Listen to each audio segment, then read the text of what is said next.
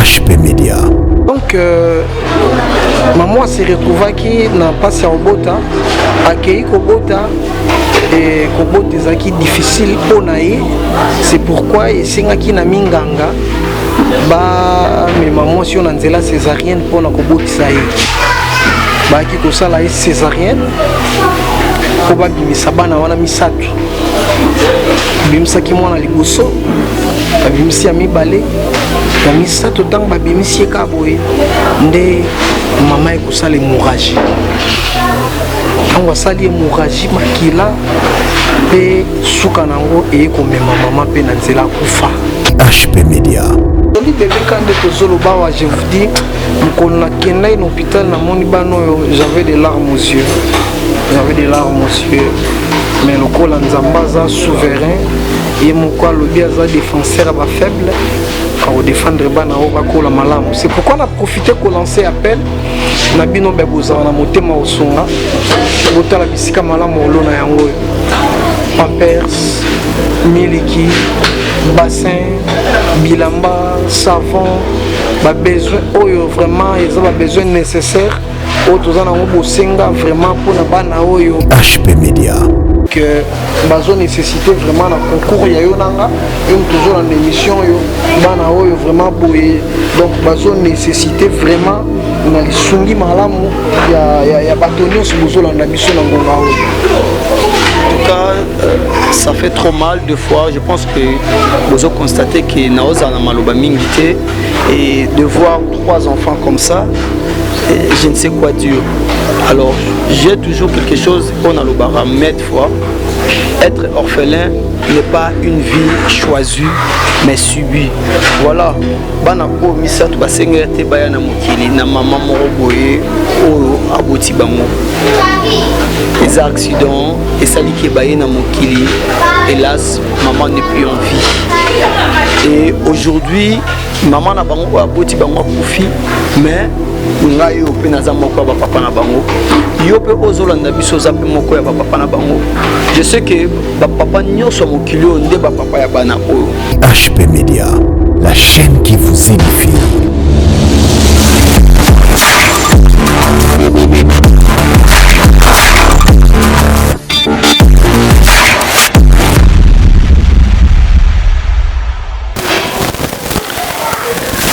L'Éternel a tout fait.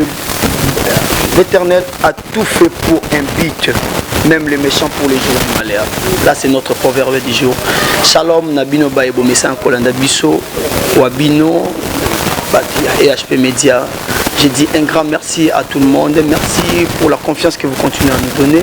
Et là, aujourd'hui, je suis en face de vous. C'est votre humble serviteur, Nathan Mwamba, communément appelé la confiance des Niefer. Alors, aujourd'hui, je suis avec un invité qui Lussonio Sotoyebi déjà, Toyebi très bien. Et lui, moi, je l'appelle le père des orphelins, le pasteur Moïse Tchala, où je dis déjà bonjour. Bonjour, papa Nathan Mwamba.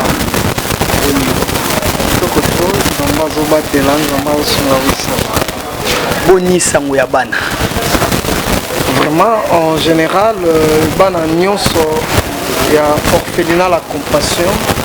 Baza ko se porter malamu même bao bazaki na bakaya ba maladie bakaya ba opération auto sakina bango ba émission la fois dernier sikabo tozolo ba baza kama mala parce que ba intervention na bango ba opération na bango et uti ko salima isalima ko likiawa salami na kimia et puis baza bonne santé donc bango nyonso baza na santé ya malamu. Là, je vous signale que lui, c'est le père des orphelins, le promoteur, le président de l'orphelinat, la compassion. Ils sont stoyés bien à Bumbu, na commune à Bumbu, na avenue Zongo, numéro 69.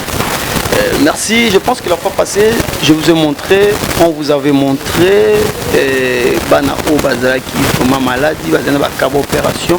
Il y avait les garçons Joseph Oakoko qui va intervenir appendicite ainsi que l'autre miracle au Baouti déjà pour intervenir hernie au bisonos tomonaki. Merci Nabino Baïnyo Somité à Malamu au participa qui entre autres j'ai dit un grand merci na papa Igo depuis la France. Merci vraiment, merci na ba maman au ba soutenaki vraiment moi na oyo. Et merci vraiment, que Dieu vous bénisse. Alors aujourd'hui papa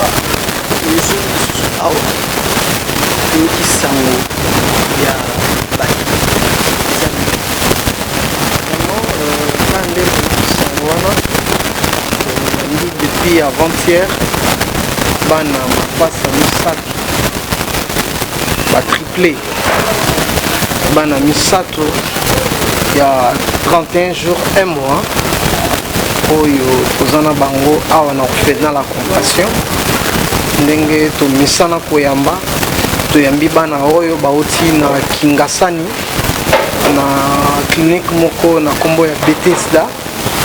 Les wapi bano misato bakutami na nzela ya docteur Marcel nzamba pambolani na musala malamu yasaka pe kuna kolandisama na confiance oyo apesaka biso atalaki de gauche à droite esika wapi akomema bano baorphelin po bavivre malamu papa wana ndimaki bana balongo kuna na tiango mosika po aya na bango na bumbu awa c'est-à-dire ayebi savoir faire na biso ayebi sirien na biso ayebi lolenge kani totambwisaka mosala awa.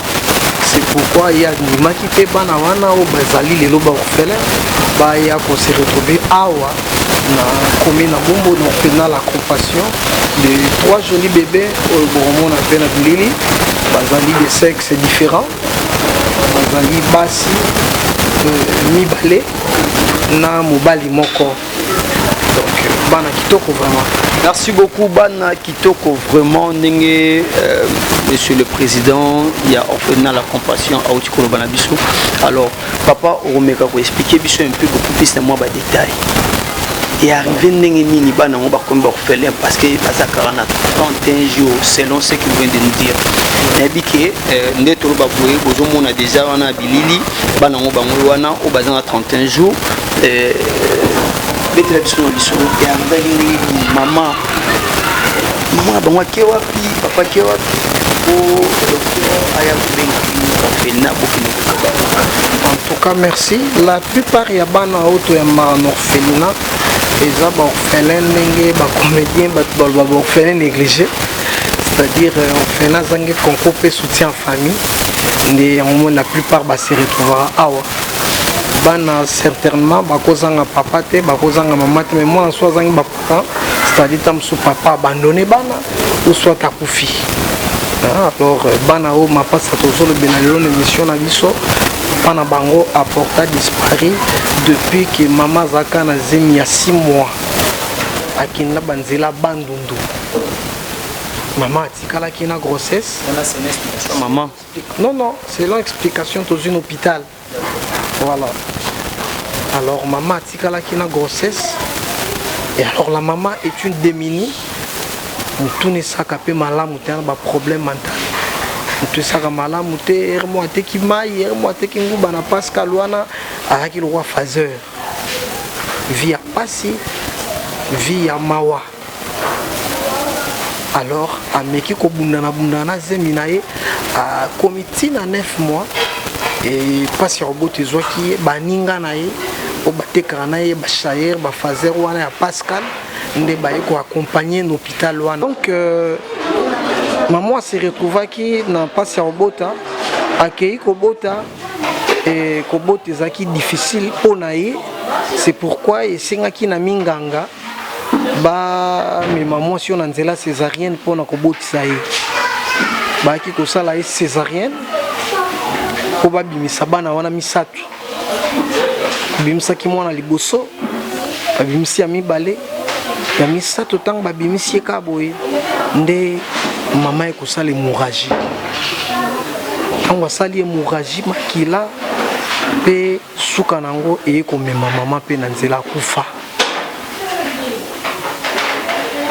baninga na ye bakimaki bana batikali bango moko. Alors, hôpital, et je charge ya bana wana pour soigner bango ndenge zaka ya misato abotama pe na faible poids D'ailleurs, on a une image, alors quoi, les chombe, 2 kilos, c'est combien?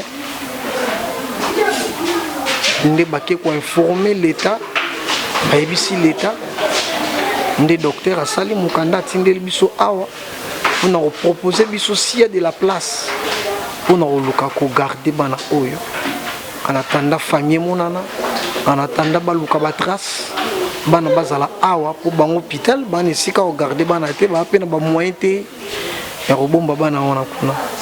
C'est pourquoi tu tu acceptes parce que ça musala na biso, vous savez orphelinat est un endroit mort transitaire. Bana nyonso baka no orphelinat baka libelate. Moussa Koya a sali 5 ans, Moussa Koya a sali 7 mois, Moussa Koya a sali 2 mois, et c'était un endroit transitaire au Banabara de passage. Ndebo eto yambi bango, les 3 orphelins, les 3 bébés au Bozomona et Mapasa, oyo vraiment tozo senga toujours na mawanzambe za likolo na bango po bakola toujours malamu. Donc c'est un peu ça. Oui, merci beaucoup, chers internautes. Je pense que tout ce qu'on a, le promoteur, il y a orphelinat, la compassion, il a expliqué vraiment avec beaucoup plus de détails. Mai oyo ekomaki ndenge nini salami était bana o misatu bakoma en orphelinat. Présent est la possible tout le monde a bana ngo? Oui, pas de problème bana bazali. Est-ce que vous amenez les enfants? Ouais.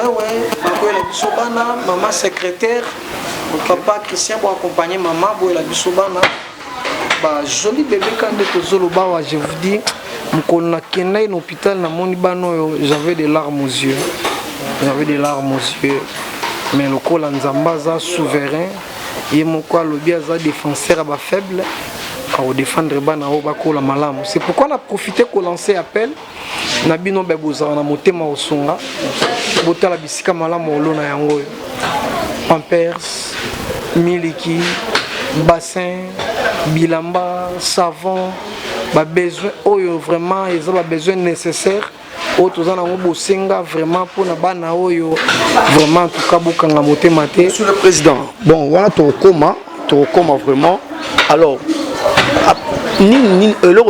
l'État a salaki sur le plan social pour soutenir net babilo net yaboye pour épargner binope na ba tâche ni babilo mususa mikemike. Qu'est-ce que l'État congolais a fait après avoir yo avant ozwana pour na biki avant ozwabana quand même comme on a l'État, vous ne pouvez pas aller directement prendre l'enfant entre toi et entre vous et médecin. Voilà. Amenez-moi les enfants. Tout le monde l'État, quand on est au lobby, on a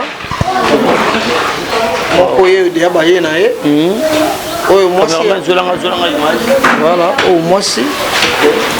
Il y a un bango, Christian Yaka. On se voit pied. Ok.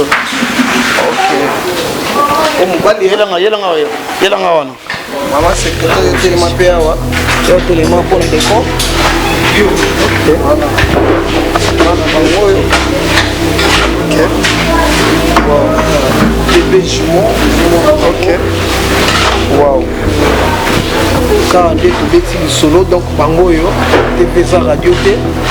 On a vraiment Bangoyo. Alors l'État. Bon, nous sommes au l'État mboka na biso au bénéficier zaka ba acte de naissance na bango. Donc à part wana elo monsieur Zati. Au bénéficier toujours zaka mikana bonga motama ba acte de naissance. Il y a un cas de jeu à part wana ni des francs ni savon ni l'autre ni loko. Donc biso orphelinat ça joie les biso kolandisama na vision nzamba pesi biso on va se battre pour bana oyo bakola et bien ba kozolanda biso bano baba angelo nzambe ba bénédiction nzambe ba sengite ba na mokili mais ba yeko se retrouver na mokili na biso awawa donc bazo nécessité vraiment na concours ya yo nanga et toujours en émission yo bana oyo vraiment boye donc bazo nécessité vraiment na lisungi malamu ya batonyo se bozolanda biso na ngonga oyo. En tout cas, ça fait trop mal deux fois. Je pense que vous avez constaté que Naoza na maloba mingité et de voir 3 enfants comme ça, je ne sais quoi dire. Alors, j'ai toujours quelque chose qu'on a le bara fois. Être orphelin, n'est pas une vie choisie mais subie. Voilà. Bana ko misatu basengete bayana mokili na mama moko boye o aboti bango. Les accidents et ça qui est na mokili. Hélas, maman n'est plus en vie. Et aujourd'hui, maman na bango aboti bango profit mais ngai yo pe naza moko ba papa na bango. Yo pe ozolanda biso za pe moko ya ba papa na bango. Je sais que ba papa nyonso mokili onde ba papa ya bana oyo. Bino ba bozolanda biso. Maman Noéline Pouka depuis la France, servante de Dieu. Maman na biso nyonso bazolanda biso sikoyo. Je sais que vous êtes là si nombreuses. Abel Mwamba, Djogo depuis Rwanda.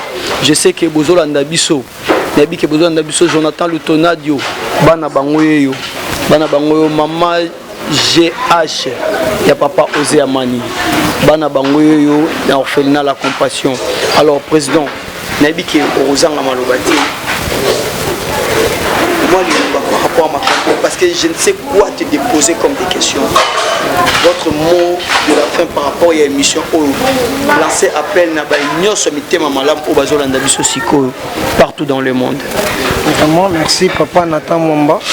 On a bandi mingi olobezate ba image yo ezoloba déjà ba bazolanda oyo ba image oyo na bandi bango moko bazo comprendre de quoi s'agit-il.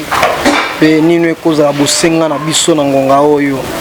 Donc bana tozu bango boye même ata badika bomo to finiki bango eza biloko to sombi kaka don na mbang bana bagi ne lokote donc selon témoignage ma pesi biso kuna maman bango atikala ta ko mata kilote mais bano babotami na miracle nzambe brate couche pampex te lokote. Alors to sengi na bino mais bozaka na motema botala ba angelo nganya nzambe to laisse bango to latisa bango nzamba bosa na biso te ozana poto ozana Afrique ozana Congo Kinshasa wa to sunga bana oyo mbongo na yo ekosombela bango bilamba mbongo na yo ekosombela bango miliki ekosombela bango savon ekosombela bango pe bakisi surtout ya misato abotamaki ya suka misato bozomona awa lokwa mwa litombe donc abima pena les derniers les chèques yo landu nde babarati bandozi landu donc yaza kutu azomela bakisi donc to sengi penza lisungi na bino financièrement et sunga biso to répondre ba besoin bana vous savez bana na âge ya boye ba besoin belé bana ba âge ba penza na ba besoin belé et surtout bazami sato miliki nde miliki. Je vous dis miliki. Biso to na motema osunga toza na disponibilité mais on n'a pas assez de moyens.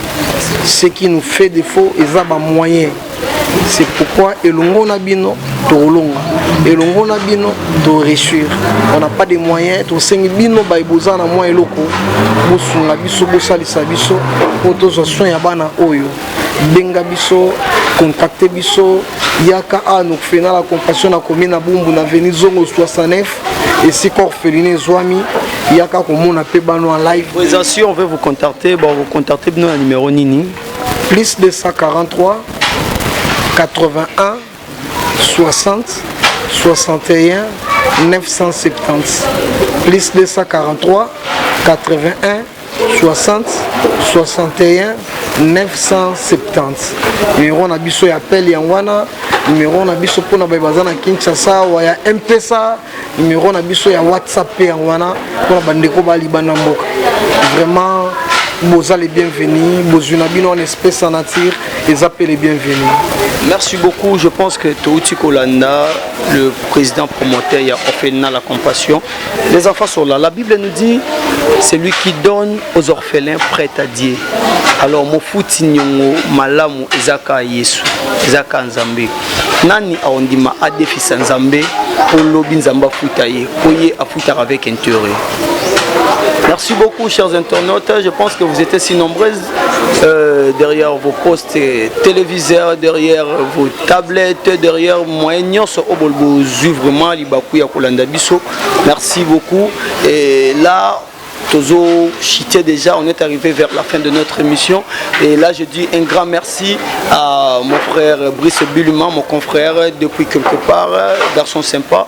Merci à celui que j'appelle Belchiki Nouani, la priorité du chef. Merci à toi, mon frère Abel Mwamba depuis Rwanda. Merci à Jonathan Lutonado depuis la France. Merci à Christian Kossi depuis quelque part. Et merci à maman Geneviève. Merci maman. Merci à papa Ozeamani. Merci à papa Joseph qui est notre coordonnateur des HP Média. Merci à maman Francine. Et là, je vous dis au revoir. HP Média, la chaîne qui vous aime.